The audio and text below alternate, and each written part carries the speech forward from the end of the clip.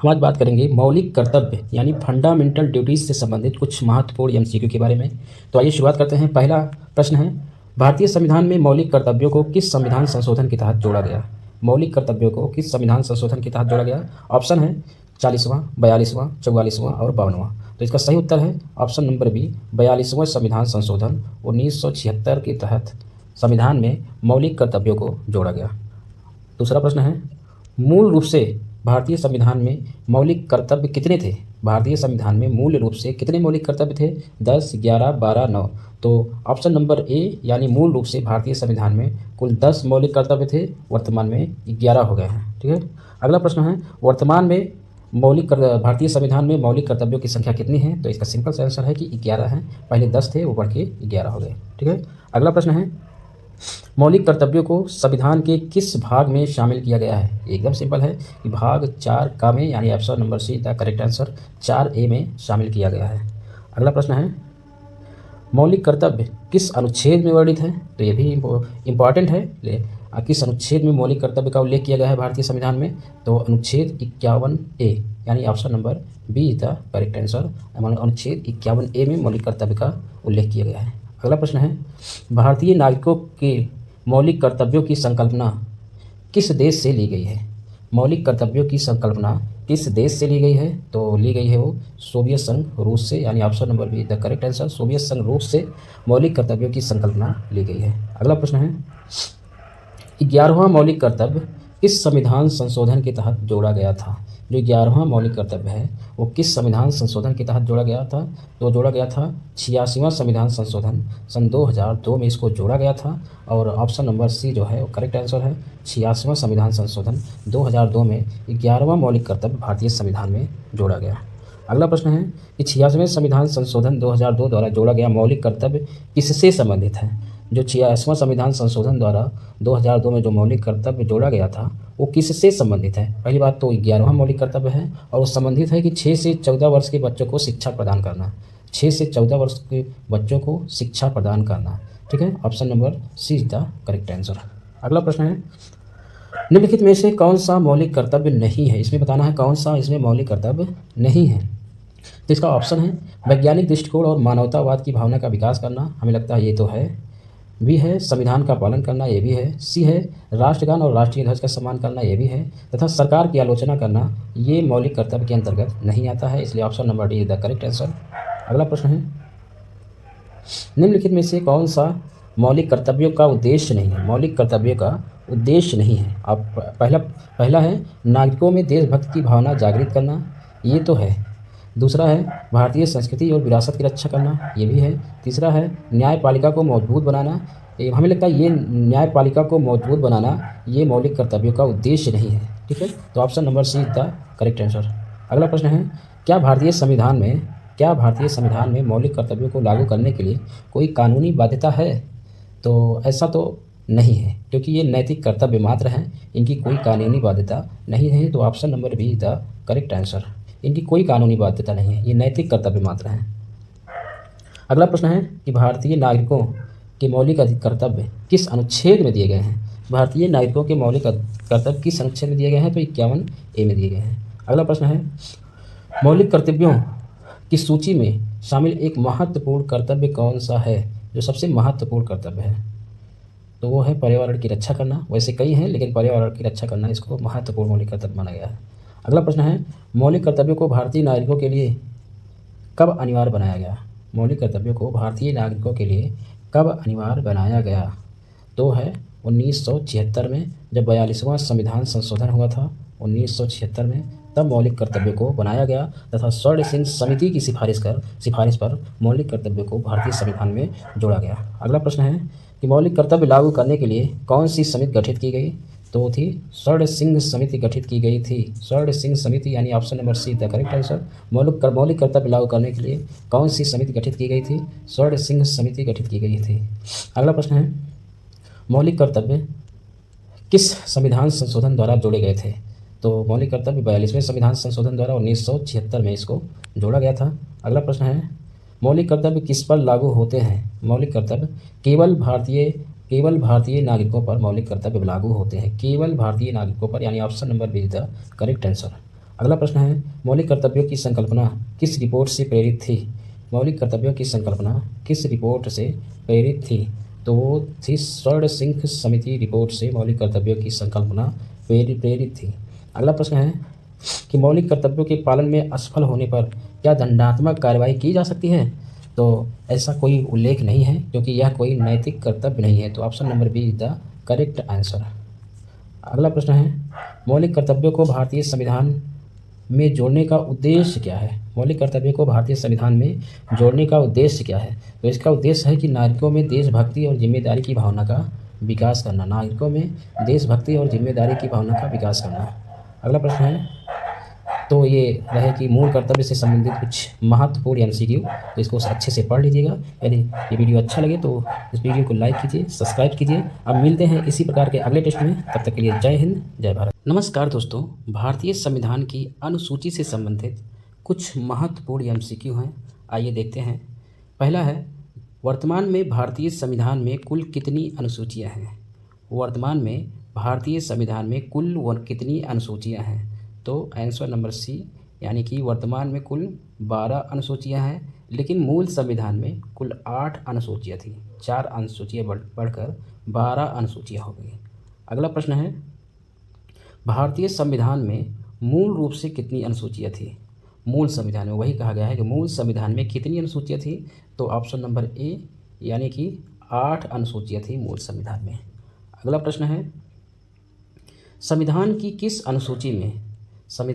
किस अनुसूची में राज्यों और केंद्र शासित प्रदेशों की सूची दी गई है? राज्यों और केंद्र शासित प्रदेशों की सूची दी गई है।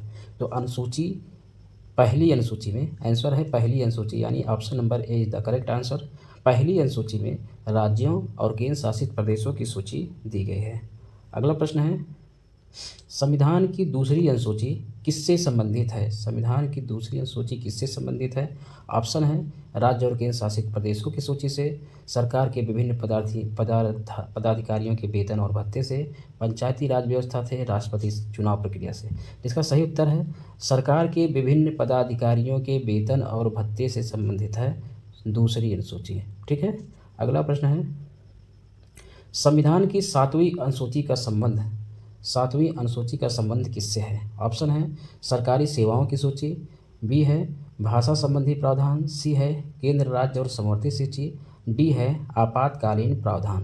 तो इसका सही उत्तर है सी, केंद्र राज्य और समवर्ती सूची। ये तीनों सूचियाँ जो हैं सातवीं अनुसूची में दी गई हैं, केंद्र सूची, राज्य सूची और समवर्ती सूची। अगला प्रश्न है, अनुसूचियों की संख्या 10 से 12 किस संविधान संशोधन द्वारा बढ़ाई गई? जो 10 से 12 अनुसूची है, यानी कि 8 अनुसूची थी पहले, वो 12 हो गई, ये किस संविधान संशोधन द्वारा ये बढ़ाई गई? सॉरी, इसमें प्रश्न पूछा है कि 10 अनुसूची 10 और अनुसूची 12, 10 से 12 अनुसूची ये किस संविधान संशोधन द्वारा बढ़ाई गई? तो इसका सही उत्तर है सी, यानी 73वां संविधान संशोधन और 74वां संविधान संशोधन द्वारा इसको बढ़ाया गया। ठीक है। अगला प्रश्न है, संविधान की कौन सी अनुसूची राष्ट्रीय भाषाओं से संबंधित है? प्रश्न है, संविधान की कौन सी अनुसूची राष्ट्रीय भाषाओं से संबंधित है? ऑप्शन है चौथी, छठी, 8वीं, 10वीं। तो ऑप्शन नंबर सी, यानी 8वीं अनुसूची का संबंध राष्ट्रीय भाषाओं से संबंधित है। अगला प्रश्न है कि संविधान की 10वीं अनुसूची किससे संबंधित है? ऑप्शन है सरकारी सेवाओं के संरक्षण से, दल बदल विरोधी कानून से, राष्ट्रपति और राज्यपाल के वेतन से, संसद और राज्य विधानमंडल की सीटों के आवंटन से। तो जो 10th शेड्यूल है, यानी 10वीं अनुसूची है, वो दल बदल विरोधी कानून से संबंधित है। दल बदल विरोधी कानून, option number be the correct answer. ठीक है। अगला प्रश्न है, संविधान की 6ठी अनुसूची किन राज्यों में स्वायत्त जिला परिषदों के प्रावधानों से संबंधित है? प्रश्न है कि संविधान की 6ठी अनुसूची किन राज्यों में स्वायत्त जिला परिषदों के प्रावधानों से संबंधित है? तो option number B, Assam, Meghalaya, Tripura, Mizoram. Assam, Meghalaya, Tripura, Mizoram, यही इसका सही आंसर है कि इन्हीं राज्यों में स्वायत्त जिला परिषदों के प्रावधानों से संबंधित है। Assam, Meghalaya, Tripura, Mizoram. Option number B is the correct answer. अगला प्रश्न है, संविधान की 4थी अनुसूची किससे संबंधित है? प्रश्न है कि संविधान की चौथी अनुसूची किससे संबंधित है? तो ऑप्शन है राज्यसभा में राज्यों और केंद्र शासित प्रदेशों के लिए सीटों का आवंटन, बी है उच्च न्यायालय के न्यायाधीशों की सूची, सी है भाषाओं की सूची और डी है दल बदल विरोधी कानून। इसका सही आंसर है ऑप्शन नंबर ए, राज्यसभा में राज्यों और केंद्र शासित प्रदेशों के लिए सीटों का आवंटन ही फोर्थ शेड्यूल यानी चौथी अनुसूची में लिखित है। ठीक है, अगला प्रश्न है अनुसूची में सूचीबद्ध भाषाओं की संख्या वर्तमान में कितनी है? वर्तमान में पहले मूल संविधान में कुल 14 भाषाएं थी जो बढ़कर वर्तमान में 22 हो गई, इसलिए option number C is the correct answer. 22 भाषाएं हैं वर्तमान में। ठीक है, अगला प्रश्न है संविधान की 11वीं अनुसूची किससे संबंधित? 11वीं अनुसूची किससे संबंधित है? तो यह है पंचायती कार्यों से संबंधित है। Option number B is the correct answer. पंचायती कार्यों से संबंधित है संविधान की 11वीं अनुसूची। ठीक है, अगला प्रश्न है संविधान की 12वीं अनुसूची किससे संबंधित है? 12वीं अनुसूची किससे संबंधित है? तो 12वीं अनुसूची संबंधित है नगर पालिकाओं से। नगर पालिकाओं से संबंधित है। इसको 74वें संविधान संशोधन 1992 में इसको जोड़ा गया। ठीक है, 74वें संविधान संशोधन 1992 में जोड़ा गया और ये 12वीं अनुसूची है, ये नगर पालिकाओं से संबंधित है। तो option number B is the correct answer. अगला प्रश्न है कि अनुसूची में केंद्र राज्य समवर्ती सूची की व्यवस्था की गई है। किस अनुसूची में? किस अनुसूची में केंद्र राज्य समवर्ती सूची की व्यवस्था की गई है? तो option number B is the correct answer, यानी कि 7वीं अनुसूची में केंद्र राज्य तथा समवर्ती सूची की व्यवस्था की गई है। अगला प्रश्न है संविधान की तीसरी अनुसूची किससे संबंधित है? संविधान की तीसरी अनुसूची किससे संबंधित है? तो ऑप्शन है विभिन्न पदाधिकारियों द्वारा ली जाने वाली शपथ और प्रतिज्ञा, राज्यसभा में सीटों का आवंटन, उच्चतम न्यायालय के न्यायाधीशों की नियुक्ति, राष्ट्रपति चुनाव की प्रक्रिया। इंपॉर्टेंट है, तो इसका ऑप्शन है ऑप्शन नंबर ए, विभिन्न पदाधिकारियों द्वारा ले गए जाने वाली शपथ और प्रतिज्ञा, ये जो है तीसरी अनुसूची में सम्मिलित है। ठीक है, अगला प्रश्न है अनुसूची में सरकारी सेवाओं में अनुसूचित जात तथा जनजात के आरक्षण का उल्लेख किया गया है। किस अनुसूची में सरकारी सेवाओं में अनुसूचित जात तथा अनुसूचित जनजात के आरक्षण का उल्लेख किया गया है? तो वो है अनुसूची नंबर 5, 5वीं अनुसूची में अनुसूचित जात तथा जनजात के आरक्षण का उल्लेख किया गया है। तो option number B is the correct answer. अगला प्रश्न है कि संविधान की 9वीं अनुसूची किससे संबंधित है? 9वीं अनुसूची, ये मोस्ट इम्पॉर्टेंट प्रश्न है। संविधान की 9वीं अनुसूची किससे संबंधित है? तो ऑप्शन नंबर सी, न्यायिक समीक्षा से बाहर रखे गए कानूनों से। न्यायिक समीक्षा से बाहर रखे गए कानूनों से संबंधित है। इसके अंतर्गत कुछ चीज़ें आती हैं जैसे भू स्वामित्व, भूमि सुधार, ये सभी इसमें आते हैं 9वीं अनुसूची में। ठीक है, तो जो कानून न्यायिक समीक्षा से बाहर रखे गए हैं वो 9वीं अनुसूची में आते हैं। ठीक है, अगला प्रश्न है संविधान की 5वीं अनुसूची किन लोगों के लिए विशेष प्रावधान करती है? 5वीं अनुसूची किन लोगों के लिए विशेष प्रावधान करती है? तो ऑप्शन है अनुसूचित जात के लिए, अनुसूचित जनजात के लिए, पिछड़े वर्गों के लिए और महिलाओं के लिए। तो किसके लिए विशेष प्रावधान करती है 5वीं अनुसूची?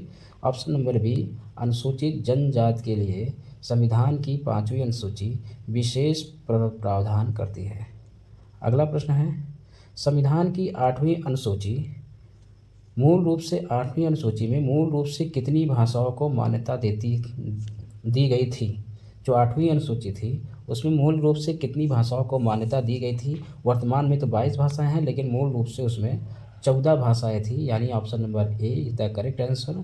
वर्तमान में कुल 22 हैं, लेकिन मूल रूप से उसमें 14 भाषाएं थी। लास्ट क्वेश्चन है संविधान की 9वीं अनुसूची को किस संशोधन के तहत जोड़ा गया था?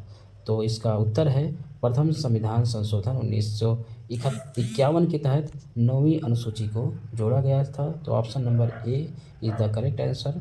प्रथम संविधान संशोधन 1951 के तहत 9वीं अनुसूची को जोड़ा गया था। ठीक है, तो ये रहा अनुसूची से संबंधित कुछ महत्वपूर्ण MCQ। तो इसको अच्छे से पढ़ लीजिएगा। अब मिलते हैं इसी प्रकार के अगले वीडियो में, तब तक के लिए जय हिंद, जय भारत।